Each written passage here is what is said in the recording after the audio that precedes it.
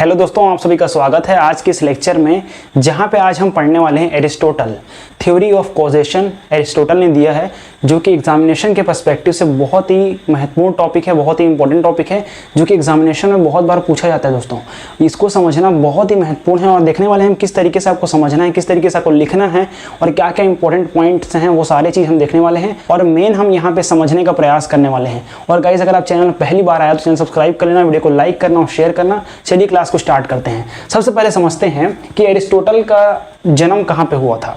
Aristotle का जन्म 384 BCE में हुआ था और ग्रीस में हुआ था। कहाँ हुआ था? ग्रीस में हुआ था। कहाँ कब हुआ था? 384 BCE में ग्रीस में हुआ था। और वो स्टूडेंट ऑफ प्लेटो थे। प्लेटो के शिष्य थे। कौन? एरिस्टोटल प्लेटो के शिष्य थे। लेकिन साथ ही वो कहाँ पे, कौन से एकेडमी में पढ़ रहे थे? Plateaus academy. प्लेटो अपना एकेडमी चला रहे थे, वहाँ पे एरिस्टोटल पढ़ते थे एथेंस में। एथेंस एक प्लेस और जहाँ एरिस्टोटल रहते थे वहाँ पे डेमोक्रेसी डिक्लाइन हो रहा था। डिक्लाइन ऑफ एथेंस डेमोक्रेसी वहाँ पे डिक्लाइन हो रहा था और बहुत सारे फिलोसोफर्स वहाँ डेवलप हो रहे थे। सबसे पहले तो प्लेटो थे वहाँ पे। प्लेटो जो कि बहुत ही बड़े फिलोसोफर माने जाते हैं, जिन्होंने फिलोसोफर किंग का थ्योरी दिया है, और उसी के शिष्य एरिस्टोटल हैं जो कि और अच्छे फिलोसोफर बन के निकले वहाँ से। तभी प्लेटो के एकेडमी में वो पढ़ते थे। प्लेटो के एकेडमी में वही शिष्य पढ़ते थे, वही स्टूडेंट्स पढ़ते थे जो रियल में ब्रिलियंट थे, है ना। तो उसमें से एक एरिस्टोटल भी। तो आज हम पढ़ने वाले हैं एरिस्टोटल का थ्योरी ऑफ कॉजेशन, जिसको हम कहते हैं डॉक्ट्राइन ऑफ 4 कॉजेस भी कहा जाता है। हो सकता है कि आपके एग्जामिनेशन में एरिस्टोटल का थ्योरी ऑफ कॉजेशन ना होके डॉक्ट्राइन ऑफ 4 कॉजेस आ जाए, तो आपको वहाँ कंफ्यूज नहीं होना है, आपको पता होना चाहिए। सो गाइज, अब हम समझते हैं कि एरिस्टोटल का जो थ्योरी ऑफ कॉजेशन था, एक one of the most important philosophical ideas of western thought माना जाता है, क्योंकि उन्होंने एक्सप्लेन किया था। ही explained that everything in the universe can be understood by asking why does this exist and और हैपन। मीन्स ये कहते हैं, इन्होंने ये एक्सप्लेन किया है, एरिस्टोटल ने ये एक्सप्लेन किया है कि इस ब्रह्मांड में जो भी हो रहा है उसको अगर समझना है हमें, तो हमें ये पूछना चाहिए कि व्हाई डज दिस एग्जिस्ट, ये एग्जिस्ट क्यों कर रहा है। कोई भी चीज़ होगा तो हमें ये पूछना चाहिए, जो भी चीज़ हो रहा है इस ब्रह्मांड में, अगर हमें जानना है, हमें समझना है उसे, तो हमें पूछना चाहिए व्हाई डज दिस एग्जिस्ट और हैपन, ये क्यों हो रहा है ऐसा, है ना। ये हमें पूछना चाहिए। ऐसा मैं नहीं कह रहा हूँ यार, ऐसा एरिस्टोटल कह रहे हैं। According to him nothing exist without cause. उनके अकॉर्डिंग जो है नथिंग एग्जिस्ट, कुछ भी एग्जिस्ट नहीं करता इस दुनिया में बिना किसी कारण का। बिना किसी कारण का कुछ भी चीज़ इस दुनिया में एग्जिस्ट नहीं करता। ये एरिस्टोटल ने कहा है, जो कि बहुत बड़ा स्टेटमेंट है। He developed this theory in his work. ये थ्योरी को डेवलप किया गया है फिजिक्स, जो फिजिक्स पे काम कर रहे थे, और मेटाफिजिक्स में, है ना। ये आपको ध्यान रखना है point. He developed this theory in his work physics and metaphysics. और सबसे बड़ी बात गाइस, मैंने इस नोट्स को अपने लैंग्वेज में लिख के लाया ताकि आपको इजीली आपको समझ आ जाए, और आप इसका स्क्रीनशॉट ले लेना, आपको बहुत ही हेल्प होगा इसको पढ़ने में, समझने में। बहुत ही ईजी लैंग्वेज में मैंने आप लोगों के लिए लिखा है। और गाइस, यहाँ पे एरिस्टोटल का 4 कॉजेज है। Aristotle said that to understand anything fully must know 4 types of causes. Aristotle ने 4 कॉजेज दिए हैं जो कि बहुत ही इंपॉर्टेंट है, और यही थ्योरी ऑफ कॉजेशन के अंदर आता है। ये हम समझने वाले, बहुत ही इंटरेस्टिंग है, बहुत ही सिंपल है। चलिए समझते हैं। सबसे पहले समझते हैं मटेरियल कॉज क्या होता है। What is made up of. Material cause means, जैसे कि नाम है मटेरियल, तो हम सबसे पहले उसमें देखने वाले हैं what is made up of, उसमें क्या किससे बना है ना। What is made up of? सबसे पहले the substance or matter from which thing is made। कोई भी सब्सटेंस किस चीज़ से बना है, मतलब सिंपल लैंग्वेज यही है, किस चीज़ से बना है, कैसा क्या पदार्थ है, ऐसा क्या मैटर है जिसके थ्रू वो बना है। कोई प्रोडक्ट बना रहे हैं, कोई भी चीज़, कोई वस्तु, कोई घर, कोई चेयर, कुछ भी चीज़। अब इसका एग्जाम्पल देखते हैं। Statues material causes. मार्बल, जैसे स्टैचू अगर बना है कोई, तो किस चीज़ से बना है? मार्बल या फिर ब्रॉन्ज या फिर सीमेंट। तो वो जो सीमेंट है, यहाँ पे जो मार्बल है, वो हमारा मटेरियल कॉज होगा यहाँ पे। किसके अकॉर्डिंग? एरिस्टोटल के अकॉर्डिंग। ये आपको ध्यान रखना है।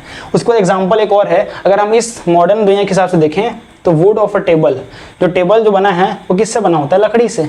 सिंपल। फॉर्मल कॉज क्या होता है? शेप, स्ट्रक्चर और डिजाइन। द फॉर्म, अरेंजमेंट और blueprint that gives shape to matter. मतलब फॉर्मल कॉज क्या होता है? फॉर्मल कॉज वो होता है जिसमें कोई शेप दिया जाता है, किसी मैटर को, किसी चीज़ को आप शेप दे रहे हो। क्या शेप दे रहे हो? वो शेप जो होगा, वो जो आइडिया होगा, वो जो पैटर्न होगा, वो जो फॉर्म होगा, या फिर जो ब्लूप्रिंट होने वाला है होगा उस मैटर का, वो होगा फॉर्मल कॉज। अगर मैंने यहाँ पे सिंपल एग्जांपल भी लिखा है आपको एकदम सिंपल में समझाने के लिए। मटेरियल कॉज होता है वुड, फॉर्मल कॉज वुड मतलब लकड़ी से बना है, मटेरियल कॉज। फॉर्मल कॉज उस अगर चेयर ले रहे हैं, वुडन चेयर, हम चेयर की बात करें एग्जांपल में, कंसीडर चेयर मैंने बोला है, तो चेयर ले रहे हैं, उसका डिजाइन, चेयर का जो शेप होगा वो हमारा फॉर्मल कॉज होगा। तो यहाँ पे सेम मैंने इलेबोरेट फॉर्म में लिखा है, द फॉर्म, अरेंजमेंट और blueprint that gives shape to matter. Example में डिजाइन और structure of the chair, simple, 4 legs, back rest में होता है ना, सिंपल चीज होगी। Without form matter is meaningless, बिना फॉर्म का, सिंपल सी बात है, अगर किसी चीज को आप शेप नहीं दोगे मीन्स वो प्रोडक्ट तो एज इट इज है, पहली बात तो अब उसको मीनिंगलेस हो गया वो, है ना, सिंपल सी बात है, ये एरिस्टोटल कह रहे हैं। Efficient cause, who what makes it, मतलब किसने बनाया है, बेसिकली ये बात हो रहा है। एफिशिएंट कॉज में होता है कारपेंटर। कारपेंटर क्या करता है, लकड़ी के सामान को बनाता है, चेयर हो गया, बेड हो गया, जो भी चीज। तो यहाँ पे एग्जांपल में अगर हम सिंपल लैंग्वेज में देखें तो कारपेंटर वर्क, कौन बनाया है उसे, द एजेंट, कोई agent process that brings something into being, मतलब कोई कच्चा रॉ मटेरियल को आप किसी शेप में ला रहे हो, किसी चीज को बना रहे हो, प्रोडक्ट को बीइंग में ला रहे हो, रियलिटी में ला रहे हो। The builder construction the house, builder जो होता है वो कंस्ट्रक्ट करता है, कौन बना रहा है, हाउस को बिल्डर बनाता है। तो एग्जांपल में यहाँ एफिशिएंट कॉज के एरिस्टोटल कह रहे हैं कि बिल्डर जो बना रहा है उसी को बोलते हैं एफिशिएंट, कौन बना रहा है यहाँ पे, है ना, उसको बोलते हैं हम लोग एफिशिएंट कॉज। अब नेक्स्ट आएगा हमारा फाइनल कॉज, उसको देखते हैं। फाइनल कॉज बहुत सिंपल है, पर्पस एंड गोल, इसको बोलते हैं टीलोज, है ना। तो यहाँ पे अल्टीमेट एम, पर्पस, यहाँ पे फाइनल कॉज में क्या होता है, आपने इतना कुछ कर लिया प्रोसेस, क्यों बना रहे हो उसे, पर्पस क्या है, उसका एम क्या है, क्यों बना रहे हो उसे, जिस कारण के लिए, जिस पर्पस के लिए बना रहे हैं हम, उसका reason for which something exist. This statue is made to honour a god, god को रिस्पेक्ट देने के लिए स्टैचू बनाया जा रहा है, या लीडर का स्टैचू बनाया जा रहा है, किसके लिए, उसका कारण क्या है बनाने का, ताकि उसको रिस्पेक्ट दिया जाए, उसको याद रखा जाए लंबे समय तक, है ना। इसलिए तो यहाँ पे फाइनल कॉज क्या हो गया, सिंपल, एरिस्टोटल के 4 कॉज हमने पढ़ लिया। क्या क्या पढ़ा हमने, सबसे पहले हमने पढ़ा material cause, second is formal cause, third is efficient cause और फोर्थ इज फाइनल कॉज। पहले हमने पढ़ा मटेरियल कॉज, फॉर्मल कॉज, फिर एफिशिएंट कॉज, उसके बाद फाइनल कॉज। मटेरियल कॉज में वुड, फॉर्मल कॉज में डिजाइन, एफिशिएंट कॉज में कारपेंटर और फाइनल कॉज में पर्पस, सीटिंग, बैठने का पर्पस हमारे चेयर में पर्पस, चेयर क्यों बना रहे हैं हम, बैठने के लिए, सिंपल, है ना। तो यहाँ पे सीटिंग आ गया।